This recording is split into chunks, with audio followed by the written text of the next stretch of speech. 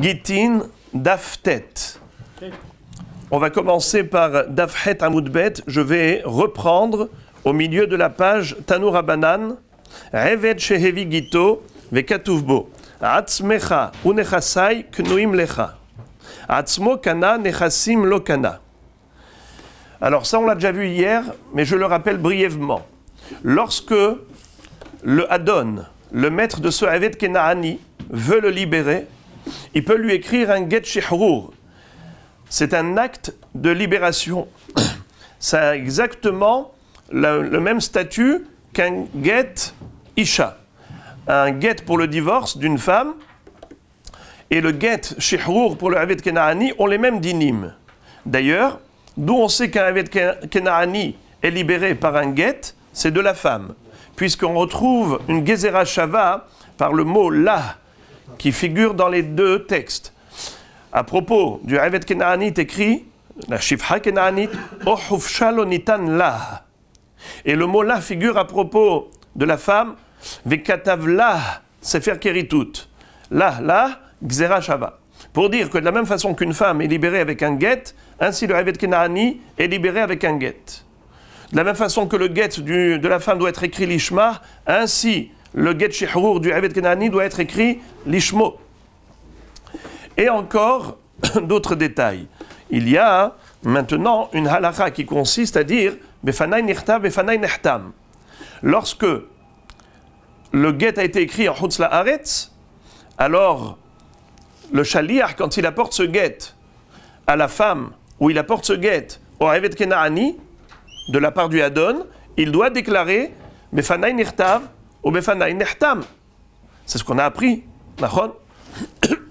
Maintenant, quel est le din si le Eved Kenaani est lui-même shaliach? On avait déjà vu ce cas assez exceptionnel à propos de la femme. Le mari donne à la femme le get et lui dit « Attention, je ne veux pas que le divorce prenne effet immédiatement. Je voudrais que tu ailles avec ce get au Beddin, tu leur montres, une fois que tu leur as présenté le get, tu dis, à ce moment-là, elle devra dire Befanai nirtav, Befanai nehtam parce que elle est shaliach, et elle passe du statut shaliach au statut de femme qui divorce. C'est-à-dire qu'elle est shaliach pour elle-même.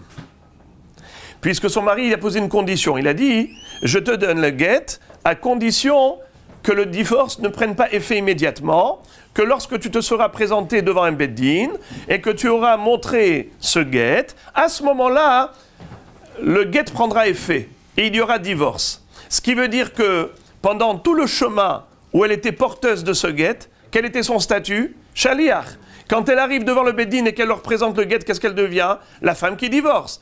Alors qu'est-ce que doit dire le shaliach quand il transmet le get à la femme qui divorce? En général, il doit dire devant le beddin quoi? Befanai nirtav ou befanai nehtam, quand ce get a été écrit en chutz la'aretz. Et bien exactement la même chose, la même configuration existe par rapport au Eved Kenaani. Le Adon, le maître, qui veut libérer son Eved Kenaani avec ce get shihrur, il lui donne le get, mais il lui a posé la condition. Il lui dit, écoute, je ne veux pas te libérer immédiatement. Que lorsque tu vas arriver au beddin, tu leur présentes le get, à ce moment-là que le get shihrur prenne effet, tu seras libéré. Donc qu'est-ce qu'il était jusqu'à présent, le Eved Kenaani? Shaliach. Pour qui? Pour lui-même. Alors maintenant qu'il est arrivé au beddin, qu'est-ce qu'il doit dire devant le beddin? Befanai nirtav ou befanai nehtam, comme n'importe quel shaliach. Oui, il est Eved. Il ne peut pas témoigner. Hazak. Alors maintenant, je vais vous poser une deuxième question. Pas seulement qu'il est Eved Kenaani qui est pas soul au témoignage, il est aussi Edehad. Et on sait que Al-Pishnaim Edim Yakum Davar, il faut toujours, pour un témoignage, deux témoins. Comment se fait-il que le Shaliach Hachamim lui ont donné crédibilité pour faire le Kiyum Haget? Bravo!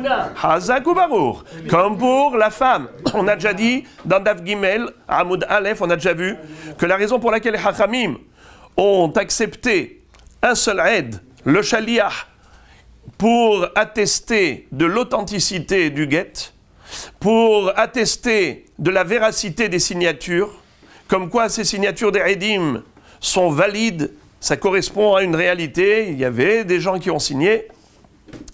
Comment se fait-il Pourtant, c'est ce qui va valider le guet. Et le guet, c'est ce qui va permettre à cette femme de devenir pnouya alors qu'elle était chet ish. On va être matir un issour de oraita. Comment se fait-il? La réponse, Mishum iguna akiluba rabanan. Pour ne pas laisser la femme bloquée, Hachamim ont ouvert cette porte et ils ont dit qu'on peut se suffire d'un seul aide. Mieux encore, même un aide pasoul, comme un evet kenaani, même un goy, qui dit que le mari est mort. Un goy qui dit que le mari est mort, la femme elle peut se remarier. Ce qui veut dire que il y a une koula spéciale à propos de la aguna. J'ouvre une parenthèse.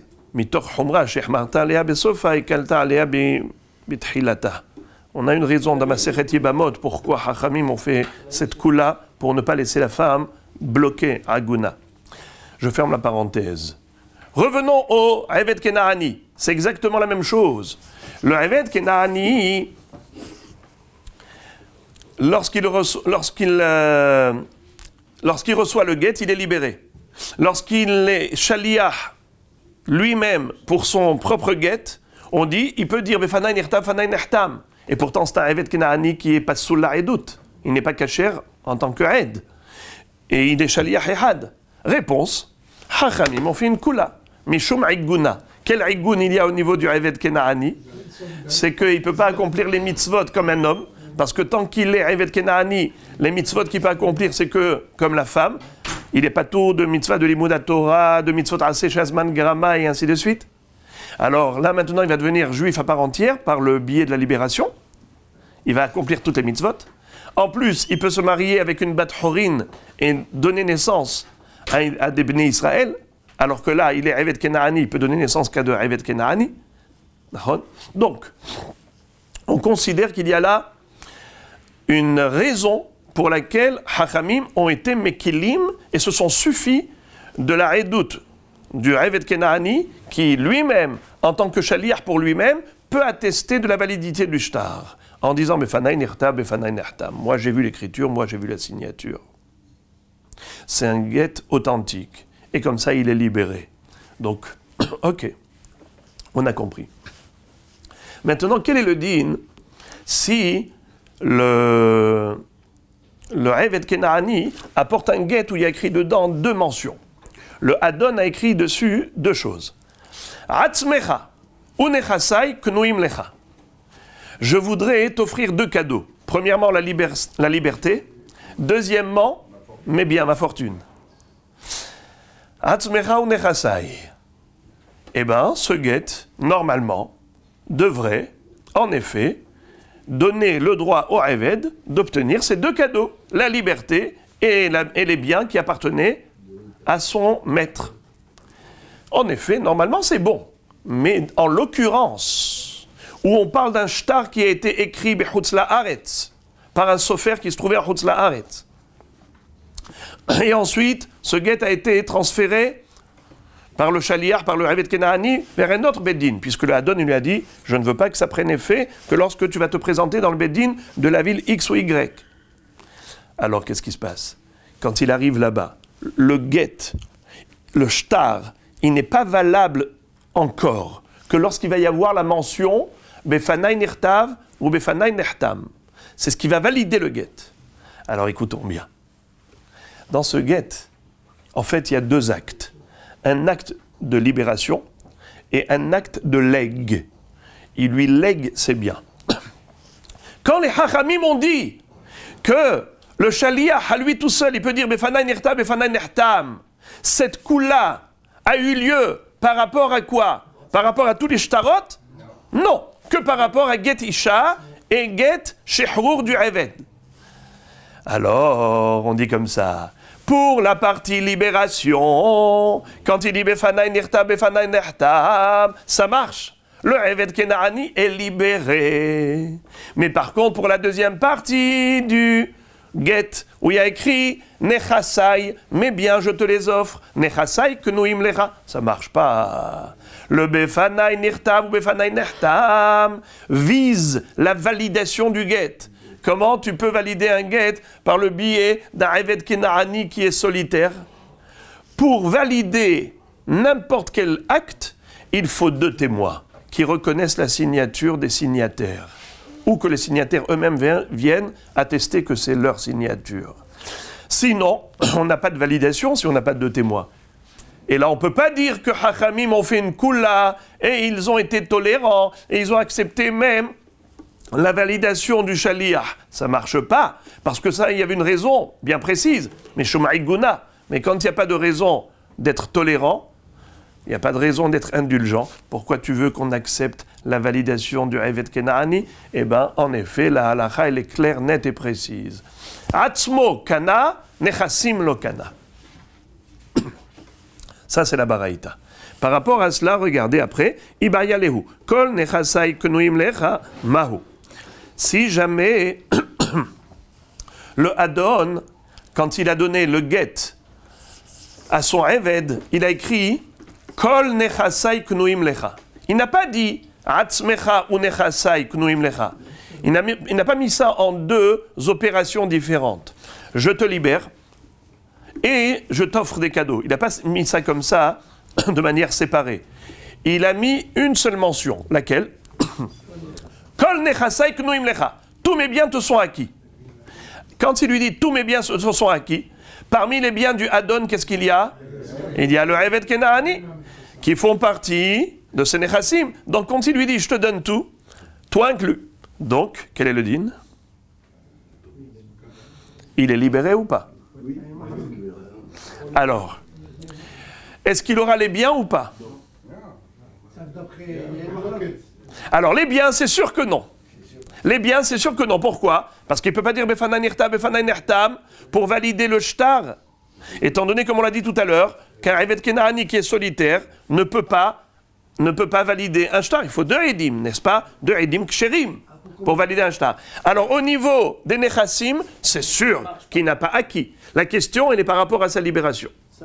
Et étant donné que sa libération, elle est dépendante de quoi? De kol nechasai knuim lecha. Or, on a dit que les nechassim ne sont pas knuim. Pourquoi? Parce qu'il n'y a pas de validation. Il ne peut pas dire befanaï nirtam, fanaï nirtam. Alors, mais par rapport à lui au moins, par rapport à lui, quel est le din? Mahloket. Regardez. Ibaya lehu kol nechasai knuim lecha. Mahu, Amar Abaye, mitor shekana atzmo, kana nechassim. Amar le Rava bishlama atzmo likne, midé de'ava getisha. Et là, nechassim lo likne, midé de'ava kiyum shtaro de alma. Hadar, Amar Abaye, mitor shelo kana nechassim lo kana atzmo. Alors voilà, je reprends là, parce que le reste on a déjà fait hier, je reprends là. Abaye, qu'est-ce qu'il dit? Abaye dit Mitor shelo kana atzmo, lo kana nechassim. Abaye dit comme ça. C'est un seul mot. Kol nechasai, c'est un seul élément. Il lui a dit, je t'offre tous mes biens. Lui, il est inclus dans les biens. Alors, de la même façon que lui-même, il n'est pas, de la même façon qu'il ne peut pas acquérir les biens, eh ben, il ne peut pas s'acquérir lui-même. De la même façon que ça ne marche pas, comment on appelle ça, le leg. Le shtar ne peut pas être valable pour le leg des biens parce que le shtar n'a pas été validé.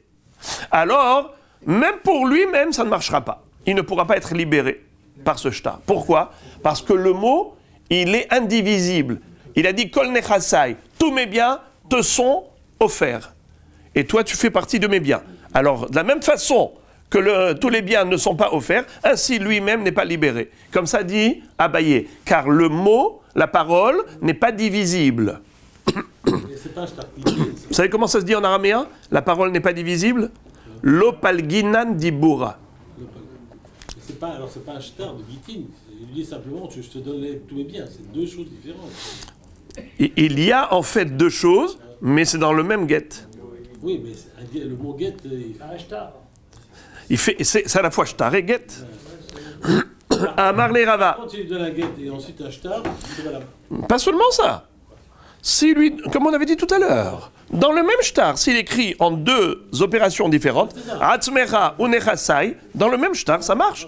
Lui-même, il est libéré, les Nechassim ne sont pas acquis. Mais l'inverse, n'est pas possible. Amar le Rava. Rava lui dit, pourquoi tu dis ça? C'est pas vrai. Bishlama nechassim lo likne, mide de avaki umshtaro de alma, et la atzmo likne, mide de avak et isha. Rava dit, je ne vois pas le rapport. Il y a ici, en réalité, dans ce get, dans ce shtar, deux choses. Un get de libération et un shtar de leg. C'est ça ce que je vois dans le mot Kol nechasai knuim lecha. Il y a ici une double volonté de la part du Adon. Il veut donner la liberté au Eved et il veut lui offrir des biens. Ce sont deux volontés différentes. Bien que la parole, elle est unique, mais la volonté, elle est double. Alors, dit Rava, regardez, Elama Rava, Ehadze v'chadze, Atzmo kana, Nechassim lo kana. Rava va dire, il n'y a pas de différence qu'il écrive en deux paroles. Atzmecha ou Nechasai knuim lecha. Qu'est-ce qu'on avait dit? Le Eved Kenani, il est libéré, mais par contre, les biens ne lui sont pas offerts. Il n'est pas acquis. Alors, la question, elle est quel est le din lorsque la parole, elle est unique? Kol nechasai knuim lecha. Qu'est-ce que je fais dans ce cas? Rava, il dit, tu fais la même chose. Lui-même, il est libéré, les nechassim ne lui sont pas acquis. Peu importe le langage. Qu'est-ce que vous entendez par là? On entend par là une règle. Palginan dibura. Une parole, elle est divisible. Tu peux fragmenter la parole par rapport à la double volonté du Adon. Le Adon, qu'est-ce qu'il voulait? Deux choses. Alors c'est vrai qu'il s'est exprimé de manière très concise. Il s'est exprimé de manière très précise en disant « Kol nechasai knuim lecha ». Alors il a été bref. Mais tu as compris ce qu'il veut. Il veut deux choses.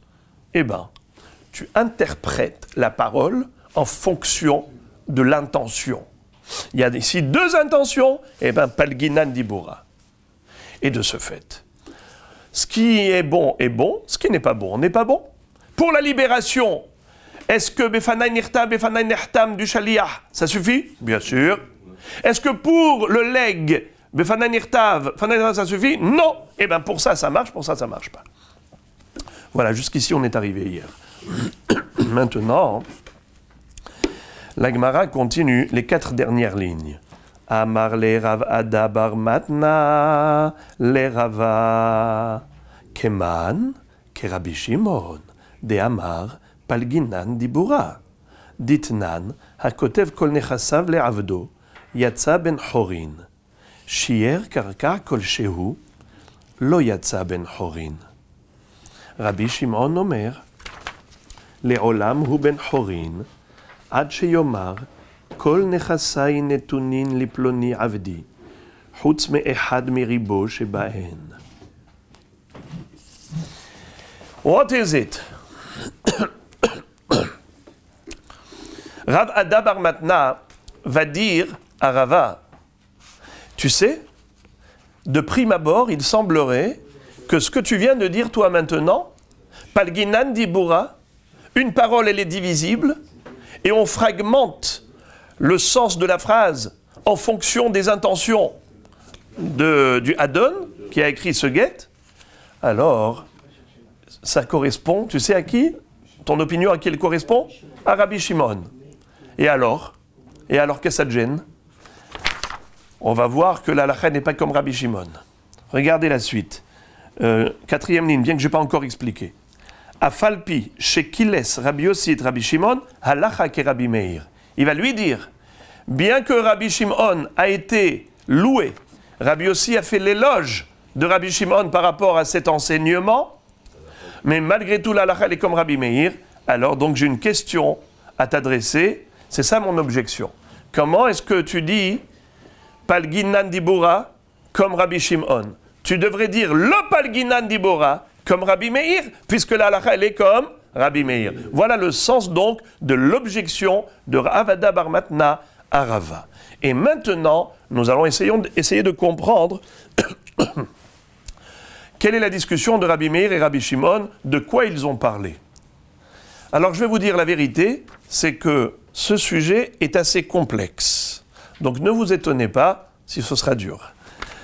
La marloquette, elle est à propos d'un Adon qui a écrit un get. Il a écrit un get.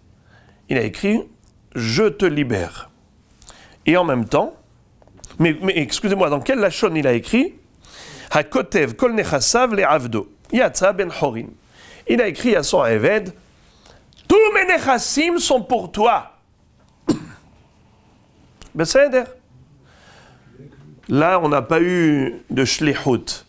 Il n'y avait pas de problème de shaliach ou pas shaliach.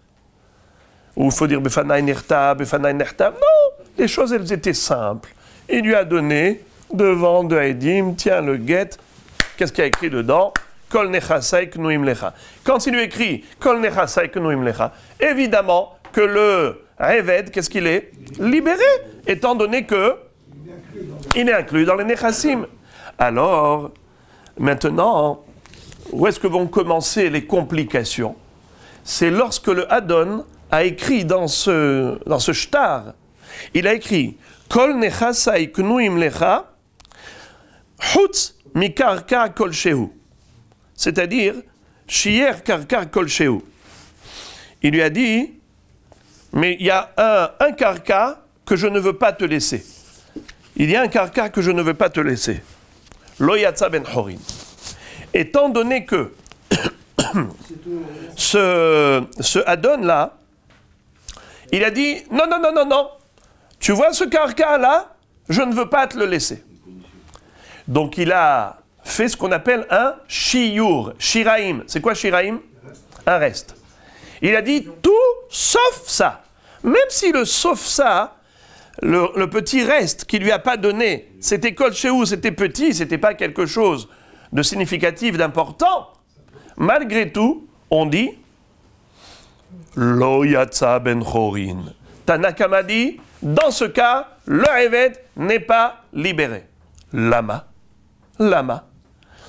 Parce qu'on dit que certainement, de la même façon qu'il a dit Hutz, à l'exception de, ça veut dire qu'en fait, il est revenu sur sa volonté de dire Kol nechasai, knuim lecha. Pas seulement qu'il est revenu, il n'avait jamais l'intention de lui donner quoi que ce soit, même pas lui-même. Alors pourquoi il a écrit?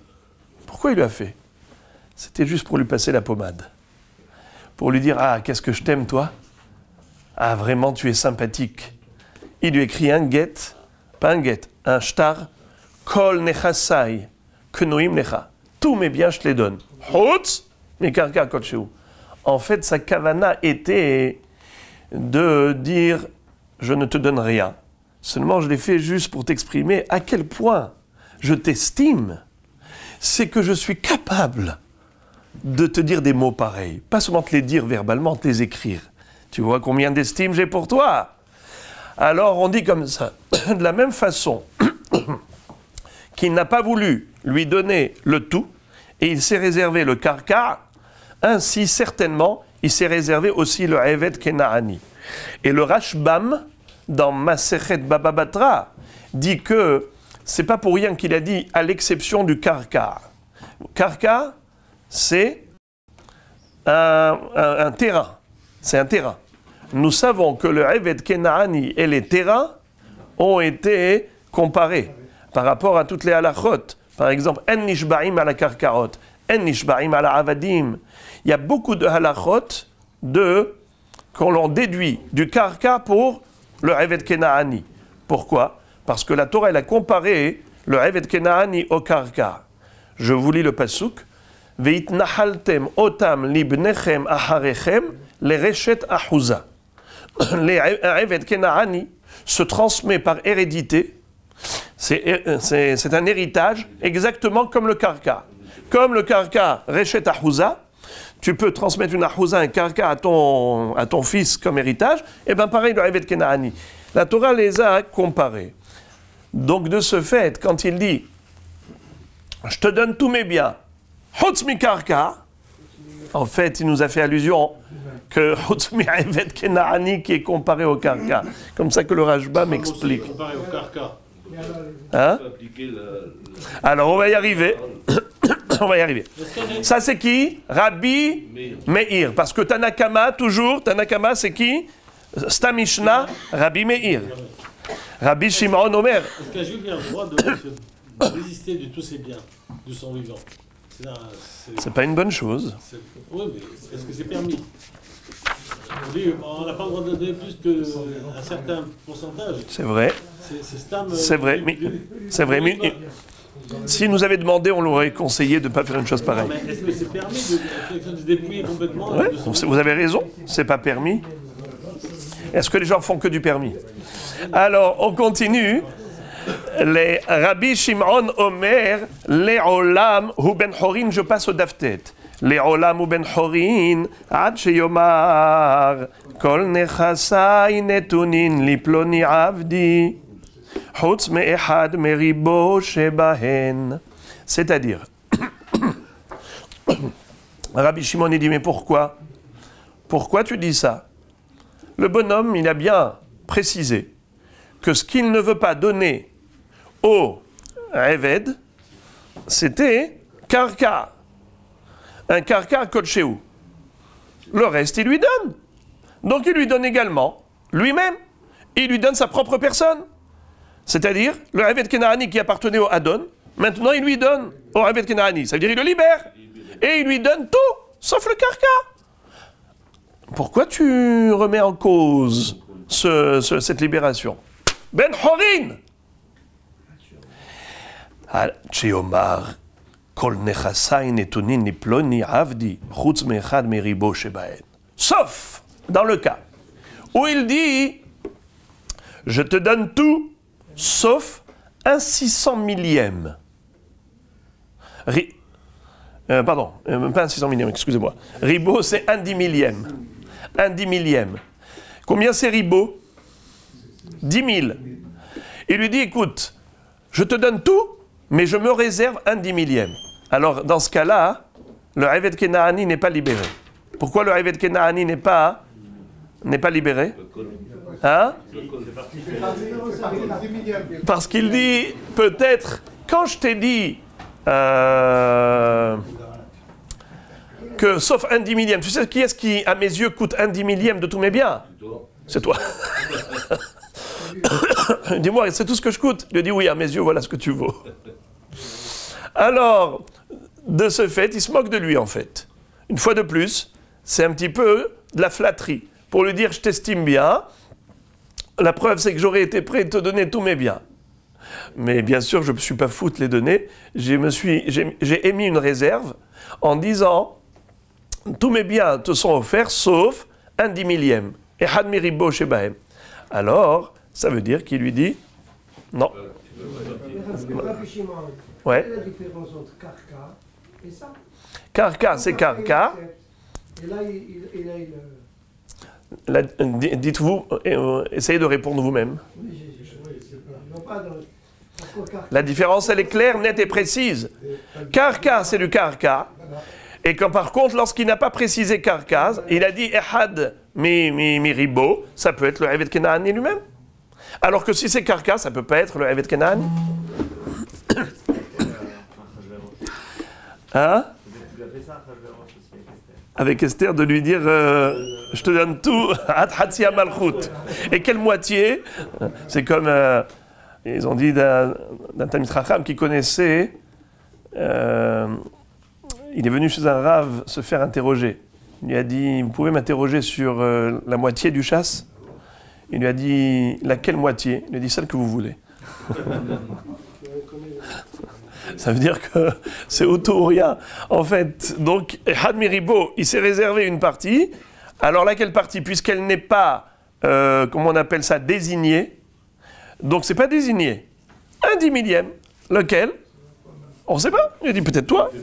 Alors, nous connaissons la règle. Hamotzi mehavero, alavareaya. Celui qui veut soutirer de l'argent de l'autre, c'est à lui à le prouver. Qui veut soutirer maintenant de qui? Le Eved veut soutirer du Adon. Alors à lui de démontrer que le Ehad Miribo chez Bahem, hein? C'est pas lui. Il n'a aucune preuve que c'est pas lui. Comme il y a toujours un doute, on ne peut pas soutirer de l'argent sur une base de doute. Pour soutirer de l'argent, il faut avoir une preuve tranchante. Il faut une preuve tranchante. Sur la base du doute, tu ne peux pas soutirer un sou.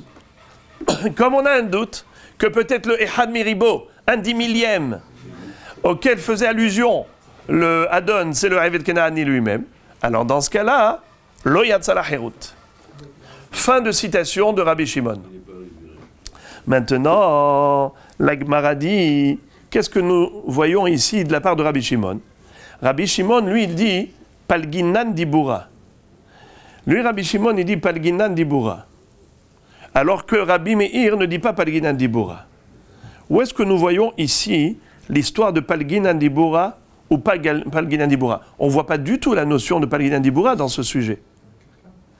Le karka, c'est autre chose. Ça veut dire le karka, il dit. C'est-à-dire. Bon, mais il a dit. Enlever le carca et tout le reste, c'est lui. Ok, donc c'est très bien. Il a écrit tout ça. Il a écrit karka et il a écrit lui. Donc qu'est-ce qu'on avait dit dans ce cas? Pour Rabbi Shimon. Pour Rabbi Shimon. Il est libéré. Il avait dit qu'il était libéré. Voilà, donc c'est ça, Palginan Dibura.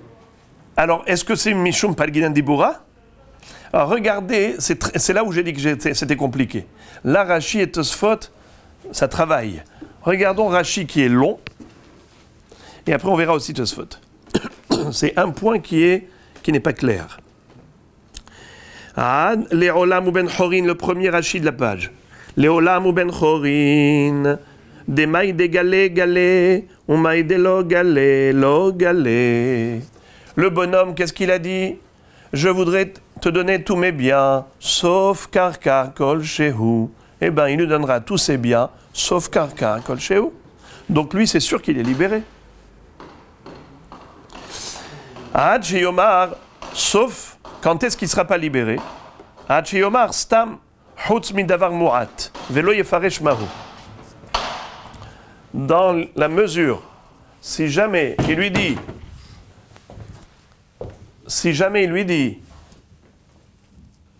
je te donne tout sauf une valeur d'un 10 000e de mes biens. Et il lui a pas dit une valeur, mais c'est quoi une valeur?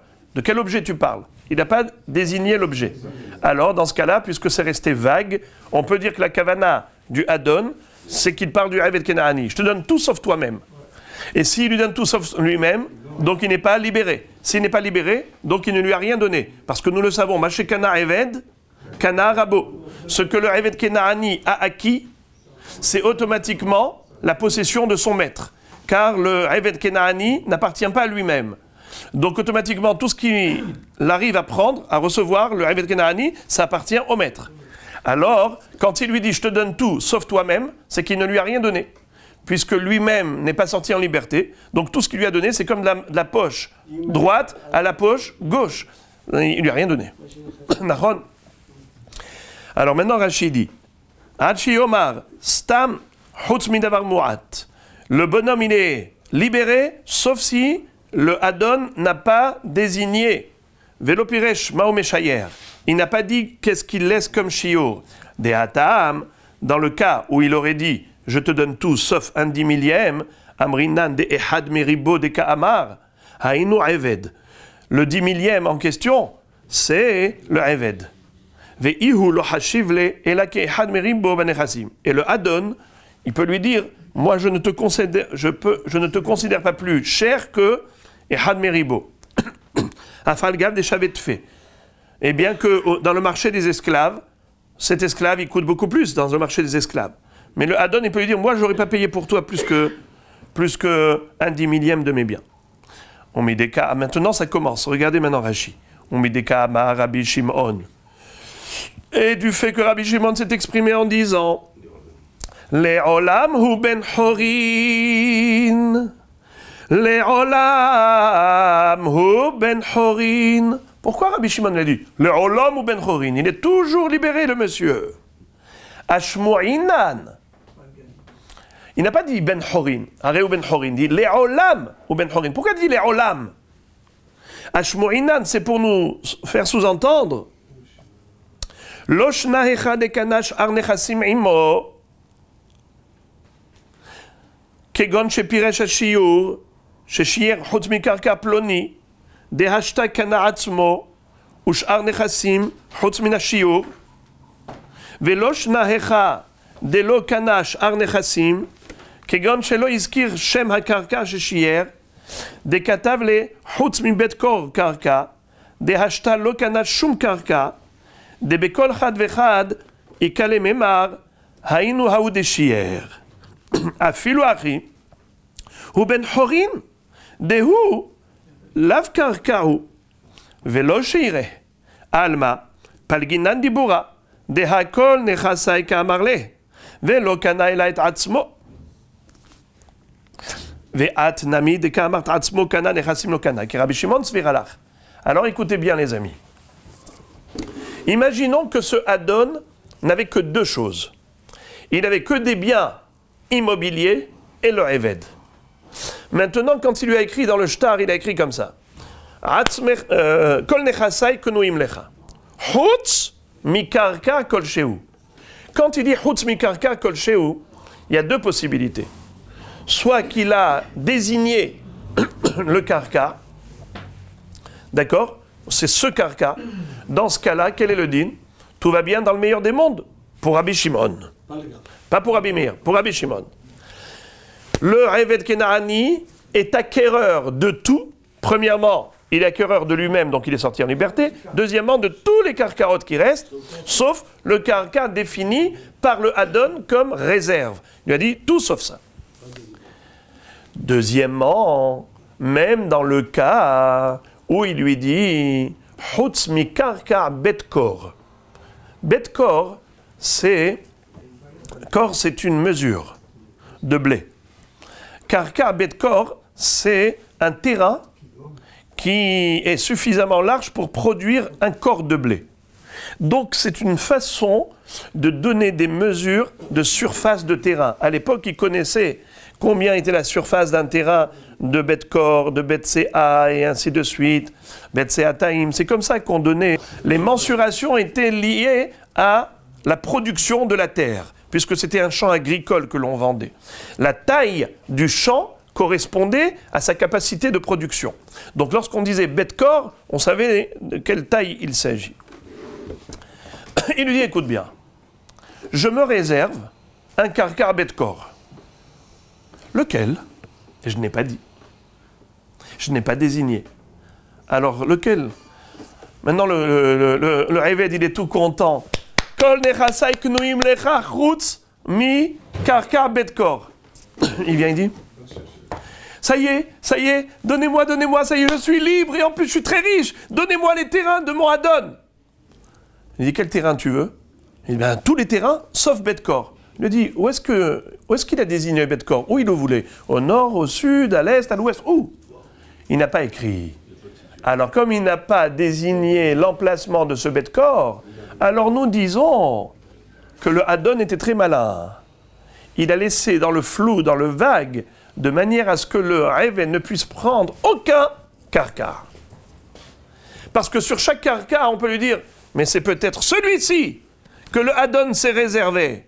C'est peut-être celui-ci que le Adon s'est réservé. Et de cette manière, on bloque tous les karkaot. Et lui-même aussi. Non! C'est ça qui dit Rabbi Shimon. Et là, on arrive maintenant au fond du bassin. Voilà, on commence à toucher. C'est-à-dire que Rabbi Shimon, qu'est-ce qu'il dit? Les olam ou ben chorin. Pourquoi il a dit les olam?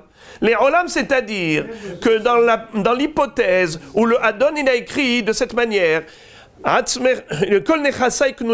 mes biens te sont acquis. Dans tous mes biens, qu'est-ce qu'il y a? Toi, plus les karkaot. Chutz, mi karka kotcheu. Alors, Rabbi Meir, il est parti à l'extrême.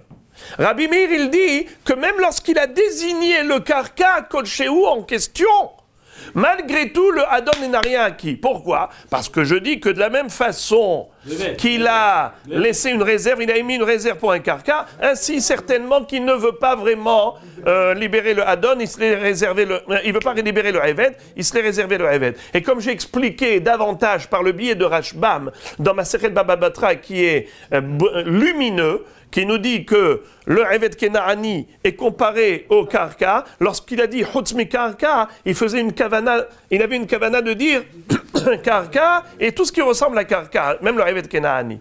Ça, c'est Rabbi Meir qui est hyper mahmir.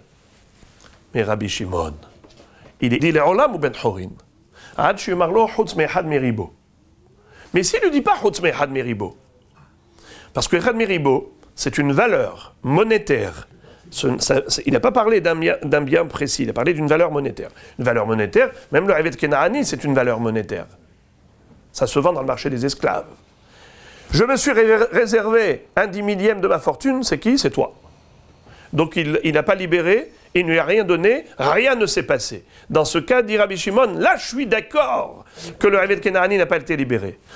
Mais dans la mesure où il a dit Kol nechasai knuim lecha, chutz mi, ou bien karka kolsheu, ou bien betkor.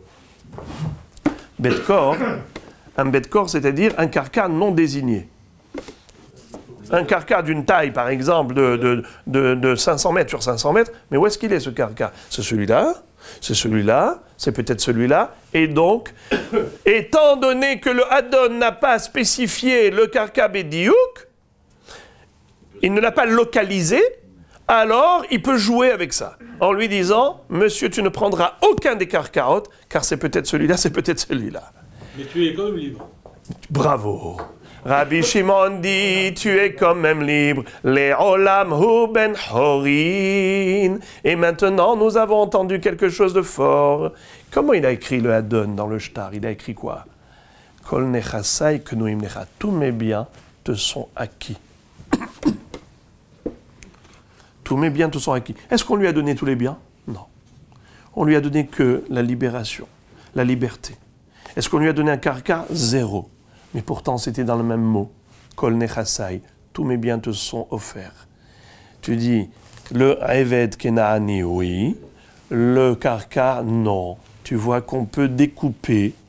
Tu vois que Palginan Dibura, on peut diviser la parole en deux. On peut la fragmenter. On peut parler du Eved Kenaani séparément du karka.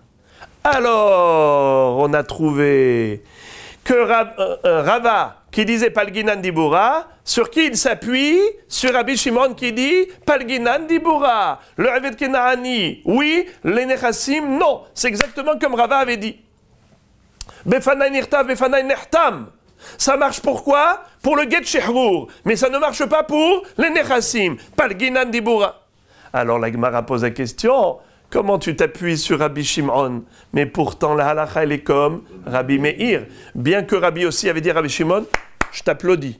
Il avait dit de lui, par rapport à cette belle svara de Rabbi Shimon, il a dit, Sfataim ishak, meshiv devarim nechochim. Alors il y a deux pirouchim, qu'est-ce que ça veut dire ce pasouk? Sfataim ishak, meshiv devarim nechochim, c'est un pasouk dans Mishlei. Alors Rashi dit, les lèvres, elles ont envie d'embrasser celui qui dit des choses claires et des paroles justes. Sefataim, Ishak, il mérite qu'on l'embrasse. Mais Shiv Devarim Nechochim, celui qui dit des choses démontrées, prouvées. Tosfot disent autrement. Sfataim, Ishak, les lèvres sont Noshkot Zu et Zu. Le mot Neshika, c'est contact physique. Sfataim, Ishak, mais Shiv Devarim Nechochim. Celui qui dit des choses claires, justes, eh ben, il laisse les gens bouche bée. C'est-à-dire, la bouche peut rester fermée. Les lèvres peuvent se coller. Noshkim ze et ze. Regardez Tosfot sur le côté gauche. Sfataim mishak meshiv darim nechochim. Kshe Adam omer dvarim nechochim. Otam she sevivotav meshikim siftotehem zulazu. She shotkim ve'en yod'im maleh hashiv. Ça, c'est ce qu'a dit Rabbi Yossi de Rabbi Shimon, tellement il a apprécié sa svara. Et tout de même, la halakha n'est pas comme lui, la halakha est comme Rabbi Meir. Et c'était qui avait dit ça? C'est Rav Nachman, qui a été possèque la halakha comme Rabbi Meir. Et on sait que Rav Nachman, c'est un grand dayan. Rav Nachman, c'était, il cheta que Rav Nachman bédiné. C'était, sa spécialité, c'était les dîners mamonotes. Si lui te dit halakha qui Rabbi Meir, Rava, tu peux pas jouer avec ça. Alors comment ça se fait que toi tu t'es appuyé sur Rabbi Shimon, alors que Rav Nachman il a été possèque la halakha comme Rabbi Meir? Que l'opalginan dibura. Puisque Rabbi Shimon, qu'est-ce qu'il dit? Palginan dibura. Alors Rabbi Meir, qu'est-ce qu'il dit? L'opalgina dibura. Et là, la est comme Rabbi Meir. Alors regardez maintenant comment c'est beau. La Gemara va dire non. C'est pas du tout. Rav Nachman ne pense pas du tout que l'alacha elle est que l'opalginan dibura, comme Rabbi Meir. Parce que Rabbi Meir, c'est pas pour ça. Il n'y a pas du tout aucun rapport avec le palginan dibura et tout. Pourquoi? Umiyama Rav Nachman hachi. Est-ce que Rav Nachman il pense que l'opalginan dibura, qu'on ne divise pas la parole en deux, qu'on ne va pas fragmenter la parole? Pourtant, Ve'amar Rav Yosef bar Maniumi amar Rav Nachman. Pourtant, Rav Nachman a dit de par ailleurs, Shechiv Mera, Shekatav kol nechasav le'avdo, Ve'amad, Hozer b'nechassim, Ve'no Hozer ba'eved. Hozer b'nechassim, Hozer b'nechassim, matnat Shechiv Mera'u, Ve'no Hozer ba'eved, She'arei yatsa alav Shem ben Horin. C'est-à-dire, nous avons une règle qu'un homme qui est sur son lit de mort, ses paroles, son désir est un ordre. Dvarav ki ktuvin ve kimsurin damu.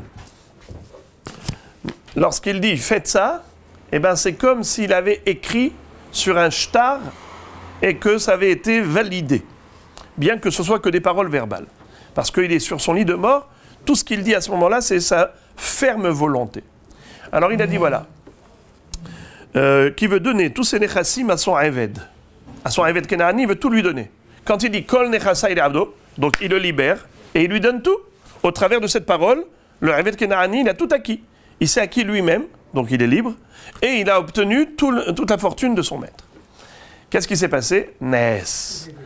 Un Nes médical. Et voilà que, hop, il se réveille, le bonhomme est réanimé, il retrouve le droit à la vie, et maintenant, il veut récupérer ses biens. Le Eved Kenaani, qu'est-ce qu'il dit? Donner ses données, reprendre ses volets, tout m'appartient. Quelle est la halacha? La halacha, elle est la suivante. Le Eved Kenaani va rester libre. Les biens vont retourner au propriétaire. Pourquoi? Parce que nous disons, quand il a donné ses biens, est-ce que tu as déjà vu quelqu'un qui donne tous ses biens? Comme vous avez dit tout à l'heure, il faut être débile. Alors comment tu vas vivre après? S'il l'a fait, c'est parce qu'il pensait qu'il allait mourir. Si de toute façon il va mourir, autant qu'il donne ses biens à qui il l'aime, qu'il estime. Alors, nous disons, c'est comme si il avait posé une condition. Il dit, je donne à condition de mourir. Mais s'il ne meurt pas, si je meurs. Voilà, si je... Mais je n'ai pas voulu dire si je meurs pour ne pas dire sur soi des choses, mais vous avez compris. Alors, en tout cas, c'est ce tenaille qu'il fait, il n'a pas dit, il est implicite, on l'a compris, qu'il a donné à condition de mourir, mais que si jamais il va vivre, eh ben, il n'avait aucunement l'intention de donner quoi que ce soit. En réalité, même la libération du Eved est remise en cause, puisque finalement il est revenu à la vie. Alors pourquoi il est libre? Yatsa alav ben Horin, Hashem ben Horin. Une fois qu'il s'appelle ben Horin, une fois qu'il s'appelle libre, qu'il a été libéré, on ne peut plus soumettre à l'esclavage un homme libre. Un juif, tu peux le prendre et lui dire tu es Eved Kenaani? Haram. Lo ta'avod bo avodat aved. Lo tir des beaux befarer. Ça n'existe pas, ça. Il n'y a que Eved Kenaani, ça n'existe pas. Eved Ivri, c'est spécial. Eved Ivri, il a été vendu par rapport à ce que lui, il a voulu, comment on appelle ça, nous il a volé de l'argent, ou bien lui-même il s'est vendu, et ainsi de suite. Bon, Bekitso, de son propre gré, et en plus il n'y a que son ouvrage, son travail qui est acquis par le maître, et pas son corps. Alors que le Eved Kenaani, c'est Goufo Kanoui. Dans tous les cas de figure, nous disons que le Eved Kenaani, lui, il est sorti en liberté. Il ne peut pas redevenir un Eved Kenaani. Mais les biens retournent au Adon. Alors maintenant, qu'est-ce que nous disons? Nous disons que quoi? Palginan dibura. Nous voyons ici Palginan dibura.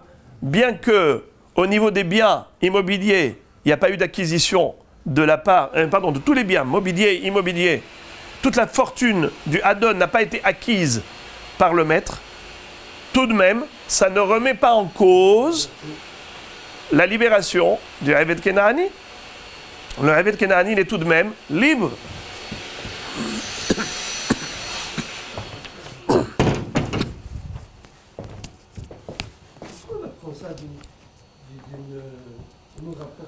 Alors, juste, qu'est-ce qu'on voit d'ici? Que le Palginan Dibura. Pardon, on voit d'ici que Palginan Dibura. Palginan Dibura. Une partie du get, de la Tzava'a a été réalisée. Une partie de la Tzava'a n'a pas été réalisée. Donc tu vois que c'est pas gênant. Alors pourquoi tu as dit que Rav Nachman pense que le Palginan Dibura? Non, mais en fait, pourquoi vous apportez une Mishnah, Stan, qui est la lacha, comme on a dit, comme Rabbi Meir, où il dit le Palginan Dibura. Pourquoi on cherche une preuve d'une Mishnah qui elle-même dit qu'il n'y a pas de Palginan Dibura? Alors là, c'est justement pour...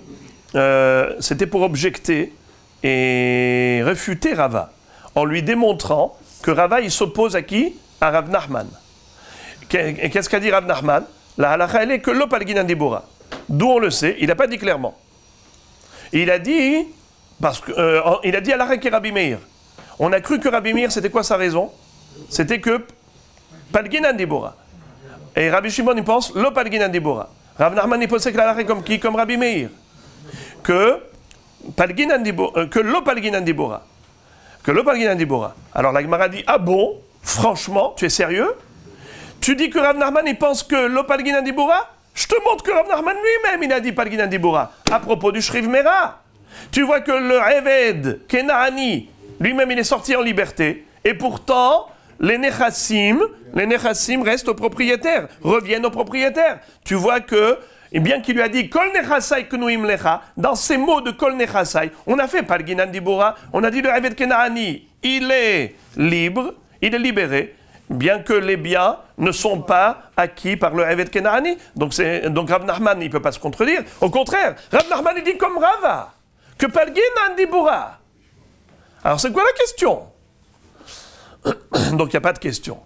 Seulement, maintenant il faut comprendre. Alors dans ce cas-là, quelle est la raison pour laquelle Rabbi Meir avait dit que le Eved Kenaani lo yatsa ben horin? Pourquoi? Hakotev kol nechasav le'avdo yatsa ben horin, shiyer karka kol sheu lo yatsa ben horin.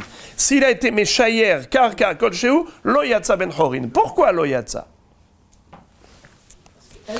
Parce que quoi? Parce que tu vas dire, nous on a cru comment? On a cru que quoi? Pourquoi le yatsa? Parce que le Palginan Dibura. De la même façon que il n'est pas connu le karka, de la même façon qu'il n'est pas connu le karka, ainsi il ne peut pas être connu le Eved Kenaani. Et on avait dit, c'est pas seulement dans karka kol sheu, quand ça a été désigné, et comment on appelle ça, spécifié, même lorsque c'est un terrain vague. Parce qu'on dit, on ne sait pas où est-ce qu'il se situe ce karka. Et par conséquent, il ne peut pas lui donner. Mais attends, alors pourquoi alors quel est le digne du Eved Kenaani? Tu ne peux pas lui donner le karka, tu ne lui donnes rien du tout. C'est au tout ou rien. C'est comme ça que Rabbi Meir a été compris par le Rav Rav Ada bar Matna. Il a cru que c'était ça la raison de Rabbi Meir. C'est parce que le Palginan Dibura, c'est au tout ou rien. Il lui dit, non, c'est pas ça du tout. Rabbi Meir, tu veux savoir pourquoi il a dit que le Eved Kenaani lo yatsa la cherut? C'est pas une question de auto ou rien. C'est un problème de karot gita. Kerot gita. Qu'est-ce que c'est que kerot gita? Et là, ainutama mishum delav kerot gitahu. Qu'est-ce que ça veut dire le kerot gitahu? C'est-à-dire que la notion de get, c'est kritut. Dans la Torah, c'est écrit Vekatav la sefer keritut. Alors, qu'est-ce que c'est que keritut? Keritut, c'est-à-dire une rupture totale. Un get de get shehrur, c'est semblable à un get de la femme. Est-ce qu'un homme peut divorcer sa femme et rester avec une petite relation avec elle? Un get à 90%, ça marche? Ça n'existe pas. Get à 90%, ça n'existe pas. C'est get kritut, 100% de rupture. Alors maintenant, regardez ce que nous dit un long Rashi qui est très beau. Hatam de Amarav Nachman alacha ke Rabbi Meir. Tama, lav mishum de lopalginan diburahu. La raison pour laquelle Rabbi Meir a dit que le Eved Kenaani n'est pas sorti en liberté lorsqu'il a laissé un chiour, c'est pas parce qu'on n'est pas, on ne divise pas la parole. De hakinamiz kirshem shiur karka ploni, de lekta plukta de dibura kama Rabbi Meir de loyatsa la herut.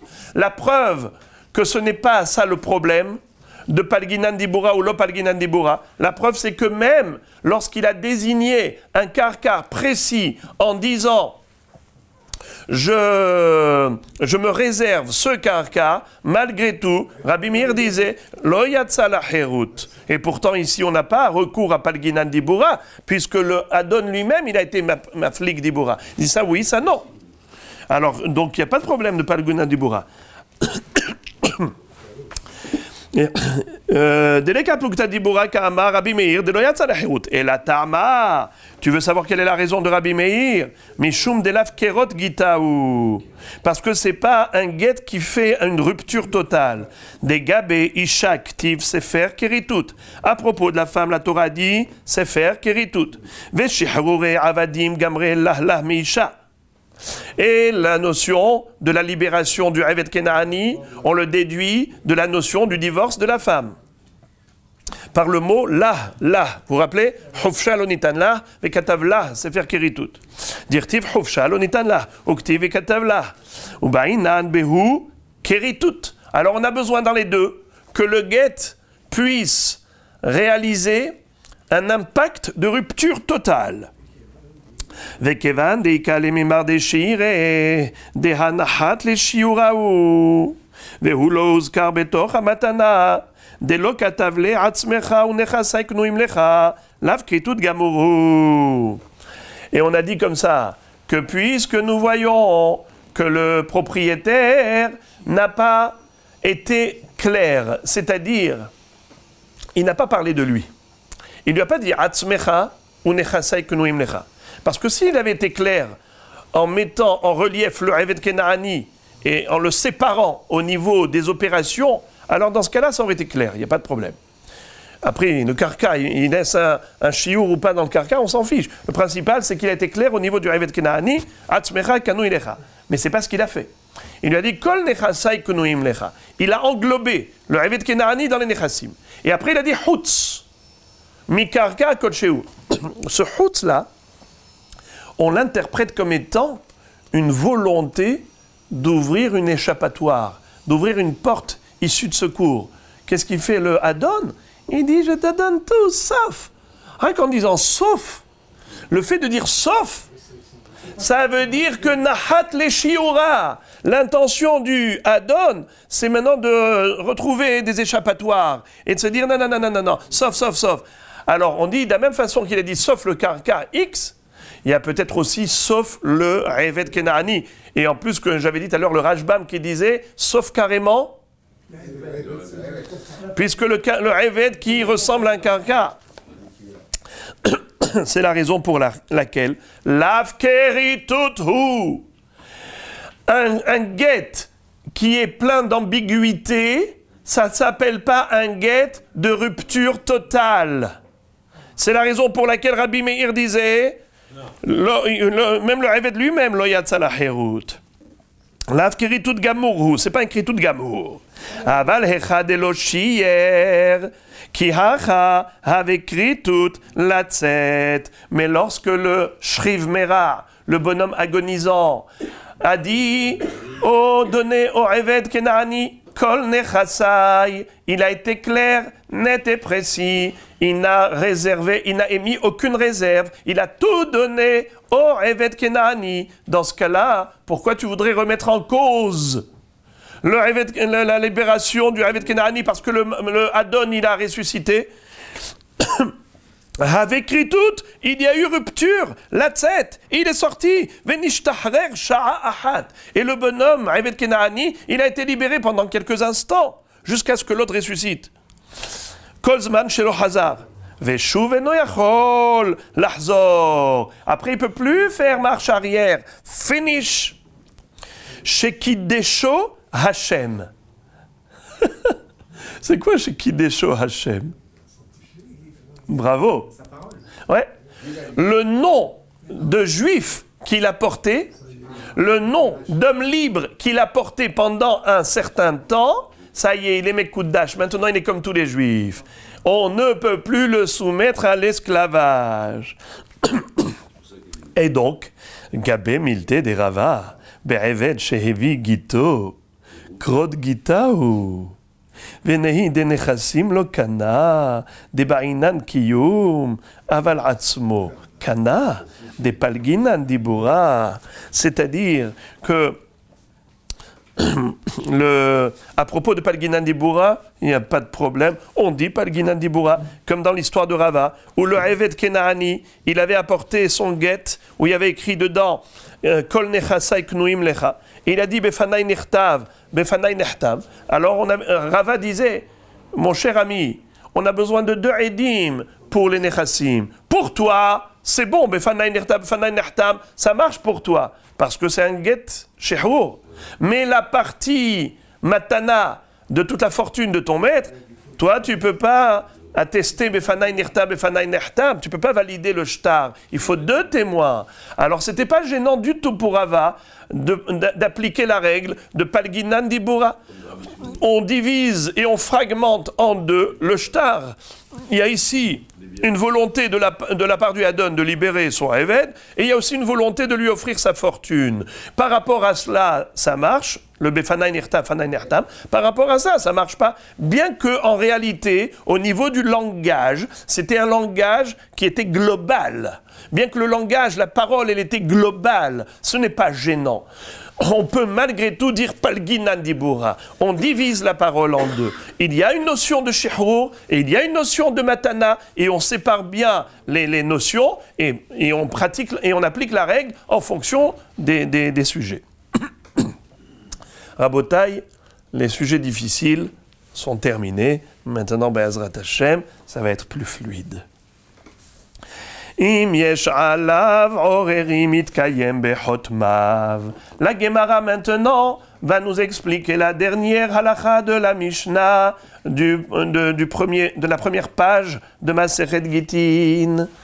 Dans Daf Bet, nous avions vu à la fin de la Mishnah que quelqu'un qui apporte un guet pour donner à la femme qui se trouve ailleurs de la part du mari. Mais ce guet, il a été écrit où? En Eretz Israël. Lo tzarich lomar befanai nechtav, fanai nechtav. D'Eretz Israël en Eretz Israël, d'un endroit à l'autre, pas besoin de dire befanai nechtav, befanai nechtav. Et veim yesh alav orerin, itkayem bechotmav. Et si finalement, il y a des orerim, c'est-à-dire quoi orerin?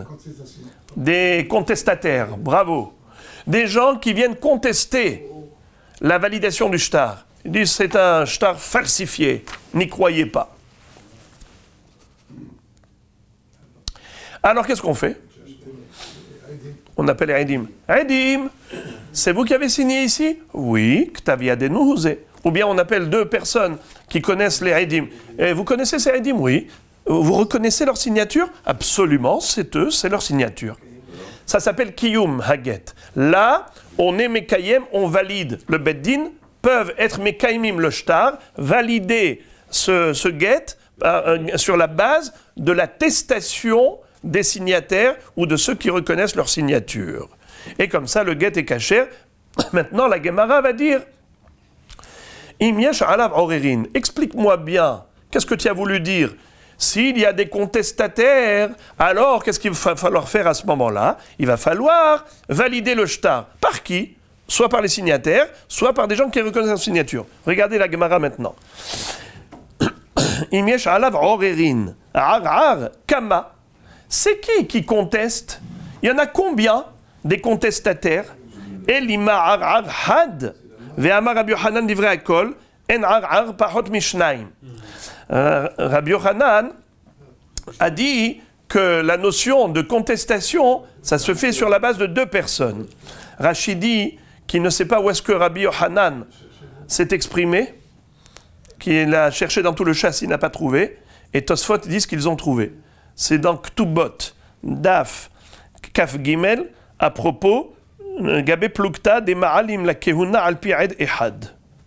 À propos de s'il y a un aide qui dit que ce monsieur il est Cohen et quelqu'un d'autre vient contester, est-ce qu'il faut 2 personnes pour pouvoir prendre en considération la contestation ou pas?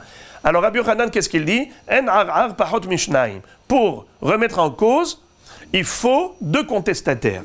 Alors pareil, ici, la Gemara va dire Vela al-ar, très.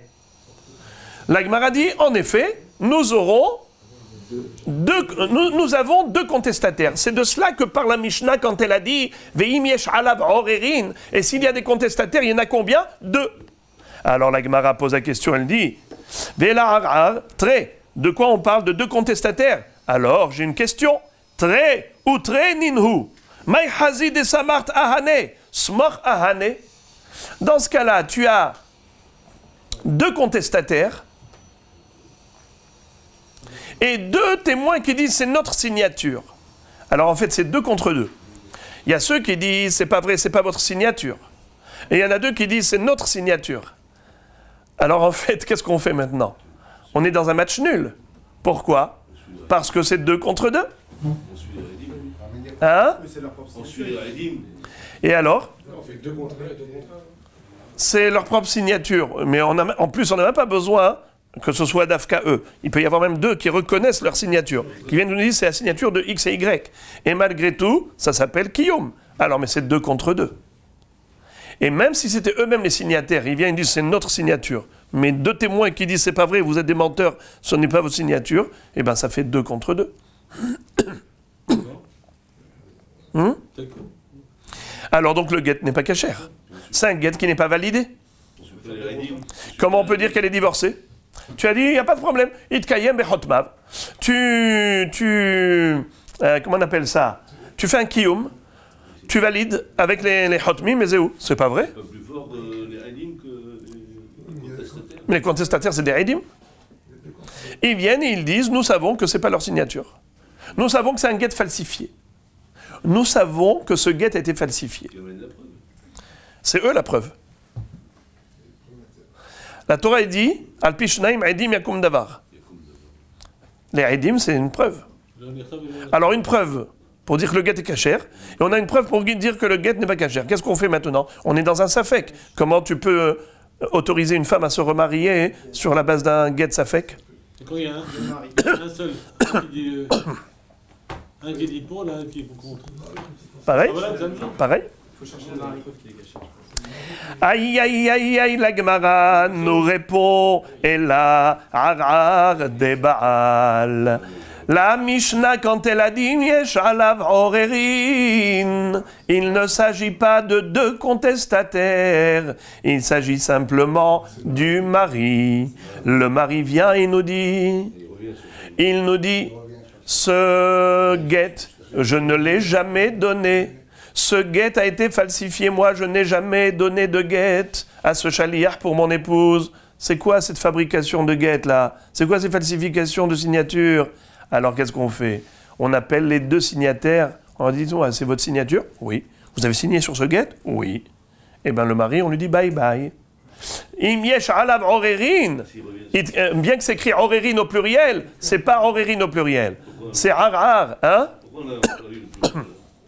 Parce que parfois, très souvent, il nous arrive d'employer, par exemple, comment on appelle le propriétaire d'un champ ou d'une bête, d'une para, hein? Comment on dit? Be'alim. Be'alim, au pluriel. Voilà. Donc, ça veut dire que c'est pas gênant. Alors, donc, El Arar de Baal. Rachid dit, Baal, Ir'er, Alav, les poslo. Ok? Alors, maintenant on a 2 signataires contre le Baal, tout va bien.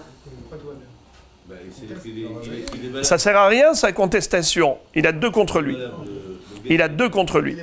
Ouais. Il est valable le guet. Le guet est valable parce que on a 2 témoins contre le mari. Le mari dit que c'est un faux guet, falsifié, fabriqué. Il n'y a aucune force contre 2 témoins. C'est tout. S'il y a 2 témoins, c'est ce que la Gemara avait dit. 2 contre 2, là on a un problème. Là c'est un problème. Mais sinon, comment ils vont venir contredire? Qu'est-ce qu'ils vont dire? Nous avons vu la falsification. C'est ça ce qu'ils peuvent dire. Ou bien, c'est ça? Ou bien il dit vous étiez avec nous ailleurs. Edim Zomemim. Hein? Ces contestataires ont vu que le Baal n'était pas d'accord. C'est pas lui qui a fait le Oui, mais peut-être qu'il était d'accord à un moment donné et après il n'était plus d'accord. Ils ont vu ce qu'ils ont vu, mais ils n'ont pas vu ce qu'ils n'ont pas vu. Alors, maintenant, la nouvelle Mishnah, elle est facile. Hamevi get mi medinat hayam, celui qui apporte un get de Chutz Laaretz, veno yachol omar befanai nirtam, fanai nirtam, il ne peut pas dire, pour une raison qu'on verra, il ne pouvait pas dire befanai nirtam, befanai nirtam, ça a été écrit et signé devant moi. Im yesh alav edim, itkayem bechotmav. S'il y a des edim, un signataire, et ben à ce moment-là, on va valider le shtar par rapport aux edim qui connaissent ou d'autres qui reconnaissent leur signature. Ehad gitenashim ve'ehad shehurei avadim shavu la molich ve'la mevi. Que ce soit un guet de femme ou que ce soit un guet shehur du Haved Kenaani, c'est pareil. À propos de Molir et Mevi. C'est quoi Molir? Molir, c'est quand on va d'Eretz Israël vers Chutz Laaretz. Mevi, c'est quand le shaliach, il apporte le guet de Chutz Laaretz vers Eretz Israël. Vezo ahat min hadrachim sheshavu gite nashim leshohrurei avadim. Et ça, c'est l'un des points communs qu'il y a entre get isha et get shehrur. La Gemara dit, qu'est-ce que ça veut dire? Maï eno yachol lomar. Comment le shaliach, il ne pouvait pas dire fanai nirtam, fanai nirtam. Elima heresh, parce qu'il est devenu sourd-muet, heresh baratouye gitahu. Est-ce qu'un heresh, il peut être shaliach? Mais pourtant, ve'atnan hakol kesherim le'avi et aget chutz mecheresh ote ve'katan. Nous savons qu'un shaliach doit être un homme conscient et non pas un petit ou un fou ou un sourd-muet. Amar Rav Yosef Rab Mayaskinan kegon shenetano lak sheu pekeyach ve'lo ispik lomar befanai nirtam fanai nirtam ad shenitharesh. Il s'agit d'un homme qui était tout à fait normal. Quand il a apporté le guet, il a donné à la femme, il était absolument normal. Pekeyach. Du coup, Mskin, il a attrapé une crise, il a eu un accident, un AVC. Un accident cérébral qui a fait que désormais il a perdu la parole. Il ne peut plus s'exprimer pour dire Befanai Nirtam, Fanai Nirtam. Alors à ce moment-là, on aura recours au Edim signataire pour valider le shtar. La Gemara ensuite nous dit Ehad Gitenashim ve'echad shehururei avadim. C'est ce que nous a dit la Mishnah, n'est-ce pas? Je ne rappelle plus lequel. Hein? Je ne rappelle plus lequel il était. Non, c'est la même chose. Non, quand on dit Ehad Gitenashim, Vehad Shehururei Avadim, Shavu la Molir ve la Mevi, ça veut dire que ce soit Get Isha ou que ce soit Get Shehurur, c'est pareil pour Molir et Mevi, il faut toujours dire Befanai Nirtam, Fanai Nirtam. La Gemara, c'est une baraïta à ce propos. Tanur Abanan, Bishlosha Derachim, Shavu Gitenashim, et Shehururei Avadim. À propos de 3 sujets, le din du Get de la femme et du Get Shehurur sont similaires. Premièrement, Shavu, les Molir, les Mevi. Premièrement, ils ont le même din à propos de quoi? De Molir et Mevi. Il faut dire Befanai Nirtam, quand le shaliach, il apporte un guet de Eretz Israël vers Chutz Laaretz ou vice-versa. Deuxième point commun, Vechol get sheshalav et kuti, pasoul. Chutz mi gite nashim, veshihurei avadim. Deuxième point commun, c'est que à propos des shtarot, si un des edim c'est un kouti, eh ben le ed n'est pas kasher. Un ed kouti n'est pas kasher. Sauf pour gite nashim et pour shehur avadim, on qualifie, on kashérise le ed kouti. Qu'est-ce que c'est kouti? Kouti, c'est des gens qui habitaient le pays de Kouta, qui ont été transférés par le roi de Achour, qui s'appelait Shalman Esser. Il avait exilé le peuple. Il avait donc transférer les gens de Kouta, les Koutim, en Eretz Israël. Il les a installés à Shomron. Et là-bas, ils ont continué leur avodazara comme ils avaient l'habitude. Et voilà que Hachem a envoyé une horde de lions qui a fait un ravage dans leur camp. Et depuis, ils ont pris peur. Ils se sont convertis au judaïsme par la peur. Ensuite, on avait une marloquette entre les Tanaïm. Comment considérer le statut de leur guéroute? Vrai ou faux? Est-ce que c'est Guéré Arayot, donc ils sont convertis par contrainte, ou bien est-ce que ce sont des Guéré Emet, bien qu'au début c'était la peur, mais après ils ont vraiment adhéré? D'une manière ou d'une autre,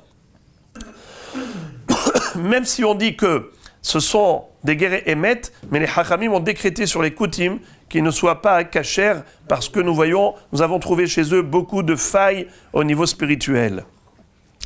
Alors, un Ed Kouti est pas soul. On le cachérise que pour Get Isha et pour Get Shihur. Voilà donc le deuxième point commun. C'est la qualification du Kouti. Troisième point commun entre Get Shihur et Get Isha. Vekol hashtarot ha'olim be'arkaot shel avdei kochavim af al pi shehotmehem avdei kochavim kesherim chutz migite nashim ve'shihurei avadim. Quel est le din si Réhouven va voir Shimon et il dit rembourse-moi le prêt de 10 000 euros. Il lui dit, est-ce que tu as une preuve? Il lui dit, oui, j'ai une preuve. C'est quoi la preuve? Il lui sort un shtar. C'est un shtar notarié, un shtar qui est fait dans le tribunal des goyim. Donc, c'est des goyim qui ont signé. Les signataires sont goy. Le tribunal est un tribunal goy. Et maintenant, il vient avec ce shtar au Beddin Shel Din Torah. Il vient chez les Dayanim. Il dit, Rabotai Dayanim, moi je lui ai prêté de l'argent. Tu as une preuve? Oui, j'ai une preuve. C'est quoi? Ce shtar. Mais ce shtar, où est-ce qu'il a été fait? Chez les goyim. Aussi bien l'acte comme les signatures, c'est des goyim. Tout est goy. Est-ce qu'on peut prendre en considération oui ou non? Réponse oui. Réponse oui. Ksherim, regardez deuxième ligne de Rashi en haut. Ksherim, des dina, des malchuta, dina. Bien que les protagonistes sont Israël, et que tout au milieu, l'acte et la signature, c'est des goyim, dina de malchuta dina. Sauf si on sait que c'est comment on appelle ça, des magistrats qui prennent du shohad, qui se laissent soudoyer par des pots de vin. Dans ce cas-là, c'est différent. Mais sinon, nous considérons qu'ils font très attention pour ne pas porter atteinte à leur réputation, de faire les choses bien. Alors, tout est bon pour halvaot, des actes de vente et ainsi de suite, mais pas pour get isha, et pas pour get shehur. Donc tu vois encore un troisième point commun, c'est que les arkaot ne sont pas valables ni pour le get shehur, ni pour get isha, alors que les arkaot sont valables pour les autres shtarot de dîner mamonot. Ou que des vrais Rabbi Meir, Be'arba. Rabbi Meir, il dit qu'il y a 4 points communs. C'est quoi les 4 points communs entre le get shehur et get isha? Haomer ten get zeli ishti, ou shtach shehur zeli avdi. Ratza lahzor bishnem yahzor, dit vrai Rabbi Meir. C'est-à-dire, Rabbi Meir, il dit, il y a encore un point commun. Quel est le din si le mari, il a regretté? Il a donné au shaliach le guet, après il dit non, non, je veux rester avec ma femme. Alors il peut annuler. Il a envoyé le guet à Eved Kenani, après il dit non, je ne veux pas le libérer. Il peut annuler. Bish la malera banan, minyana, les maote hade Rabbi Meir. Je peux comprendre pourquoi Hakamim ont dit Bish losha drachim, shavu. Il y a 3 points communs. Pourquoi est-ce qu'on a dit le chiffre 3? C'est pour être restrictif et exclusif. Bish la malera banan, minyana, les maote hade Rabbi Meir. Hachamim ont dit Bishlosha drachim, shavu gite nashim, les shehurei avadim. Lorsqu'on donne un nombre, un chiffre précis, c'est pour être restrictif et exclure toute autre possibilité. Alors en effet, Hachamim ont dit 3 et pas 4, parce qu'ils voulaient exclure l'opinion de Rabbi Meir, qui a rajouté un 4e point commun entre Get Isha et Get Shehur, c'était de dire que le Hadon, il a la possibilité de revenir sur sa décision tant que le Shaliach n'a pas remis en main propre le Get Shehur au Eved, autant que le mari a la possibilité de revenir sur sa décision tant que le Shaliach n'a pas remis le Get à sa femme. Mais Rabbi Meir, pourquoi il a dit le chiffre 4? Et là, les Rabbi Meir, Minyana, les Maotemai, il veut exclure quoi? Les Maote Hadetania. Edim, she'en yod'im lahtom, mekar'im lahem neyar halak, ou memal'im et akra'im dio. Lorsque nous avons des Edim qui ne savent pas écrire, on veut leur faire signer. Alors qu'est-ce qu'on fait?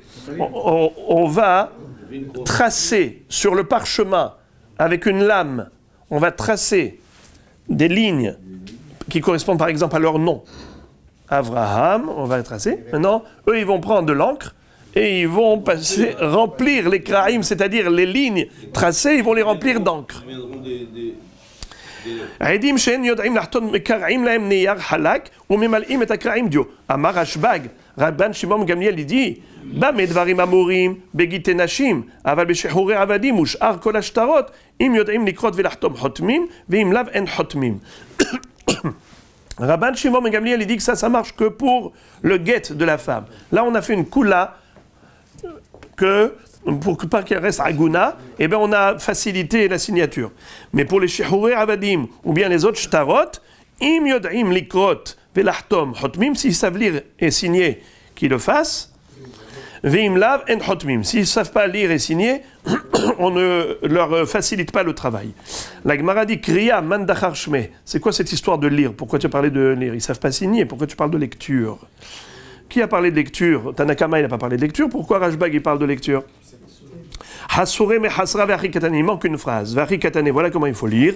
Edim she'en yod'im likrot korim lifnehem ve'hotmin. Ve'she'en yod'im lahtom mekar'im lahem. Des edim qui ne savent pas lire, alors on leur lit le contenu du shtar. C'est-à-dire que le bédine vont leur lire, voilà, il y a écrit X, il est en train de divorcer sa femme, qu'ils sachent sur quoi il signe. Tu ne signes pas si tu ne sais pas sur quoi tu signes. Alors on leur lit, parce qu'ils ne savent pas lire. Et après ils signent. Et ceux qui ne savent pas être hotem, ni lire, ni hotem, mekarim lahem. La Gemara demande vetu leka vehaika haomer tenu get ze li ishti ushtar shehrur ze le avdi umet lo itnu le harmita. La Gemara se demande pourquoi est-ce que on a dit qu'il y a que 3 ou 4 points communs entre le get shehrur et le get isha. C'est pas vrai, il y a beaucoup plus de points communs, comme par exemple quelqu'un qui dirait Haomer tnu getze le ishti, un shriv mera, un homme qui est en train de quitter ce monde, et il dit de donner un get à son épouse, ou bien un get shehrur à son eved. Il a donné une mission, et ensuite il est mort. Loitnu le harmita, faut pas remettre ce get à la femme, parce qu'une fois qu'elle est déjà veuve, qu'elle n'a plus de mari, le get n'a plus aucun sens. On n'a pas à remettre un get à une femme qui est déjà veuve, qui n'a plus de mari. Et également, on n'a pas à remettre le get shehrur au eved kenaani, puisque maintenant, il n'appartient plus à son maître qui est mort. Il appartient aux héritiers. Donc, il n'est pas question de lui remettre le get du Adon qui voulait le libérer. Par contre, s'il a dit « Tnu mané liploni », donner de l'argent à Réhouven, et ensuite il est mort, Oumet, itnu le harmita, il faut donner cet argent à Réhouven. Donc tu vois qu'il y a une différence entre get shehrur, get isha et mané. Donc il y a un point commun. Un point commun entre get isha et get shehrur, c'est que ça ne peut pas être donné après la mort, alors que le testament de remettre de l'argent à Réhouven, ça peut marcher après la mort. Pourquoi on n'a pas cité ça comme étant des points communs à get shehrur et get isha? La Gemara de répondre qui katane milta de lite bishtarot, milta de ite bishtarot lo katane. La Gemara dit que ce qu'on a cité dans la liste des points communs de get isha et get shehrur, c'est uniquement des choses qui leur sont spécifiques, que c'est spécifique uniquement à get isha et get shehrur. Mais ce din-là, de ne pas remettre après la mort le get à la femme ou à eved kenaani, ça c'est quelque chose que l'on retrouve également pour un autre shtar, lequel, voici. Des shalach rabin mishemeh de Rabbi Abahu. Rabin a envoyé une halacha au nom de Rabbi Abahu. Hevu yod'in, sachez que shalach Rabbi Elazar la Gola, beshem mishum Rabbeinu. Rabbi Elazar a envoyé une halacha aux Juifs de la diaspora au nom de Rabbeinu, au nom de Rav. C'est quoi la halacha? Shriv mera she'amar kitvu utnu mané li ploni umet, en kotvin venotnin, shema lo gamar lehaknoto ela bishtar, ve'en shtar leharmita. Si quelqu'un dit, donnez, écrivez un shtar dans lequel sera stipulé que j'offre un karka qui vaut un mané à Réhouven. Donc il a demandé aux gens, avant de mourir, d'écrire un shtar dans lequel il est écrit que lui, le mourant, donne son karka à Réhouven. Alors, quel est le din si cette personne est morte en attendant, avant qu'on nous transmette le shtar à Réhouven? Le din est que en notnin. Umet en kotvin ve notnin. Pourquoi? Shema lo gamar leaknoto el abishtar, ve en shtar le harmita. Car il se peut que la kavana de l'agonisant, du Shriv Mera, était d'offrir le karka à Réhouven par le biais du shtar. Parce que nous le savons, qu'un karka peut être acquis soit avec kesef, shtar et chazaka. Donc il a voulu lui faire acquérir par le biais du shtar.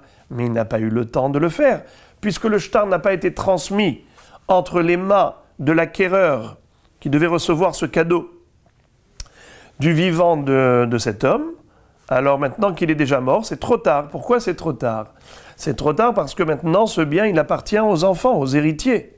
On ne peut pas leur enlever ce qu'ils ont hérité. C'est déjà à eux.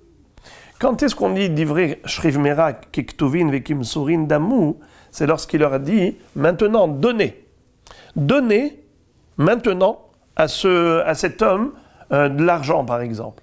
Ou donnez-lui ce karka. S'il avait dit donnez, alors dans ce cas-là, je dis que c'est d'ivrer Shriv Mera Kiktuvin Vekim Surin Damu. C'est comme si on lui a déjà donné de son vivant. Mais là, comme il leur a dit quitte-vous utnu.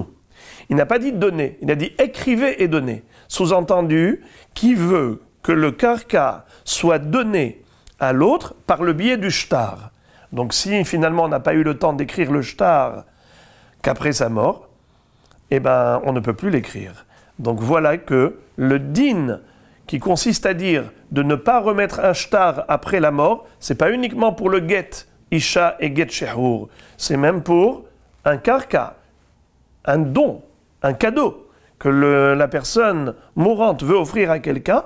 S'il a dit écrivez un shtar pour ce cadeau, eh ben on ne pourra pas lui donner après la mort de ce bonhomme. Donc tu vois que c'est pas spécifique à get shehur et get isha. Or dans la liste de toute la série des éléments communs à get isha et get shehur, c'était des choses qui leur étaient spécifiques et des choses qu'on ne retrouve pas dans d'autres domaines.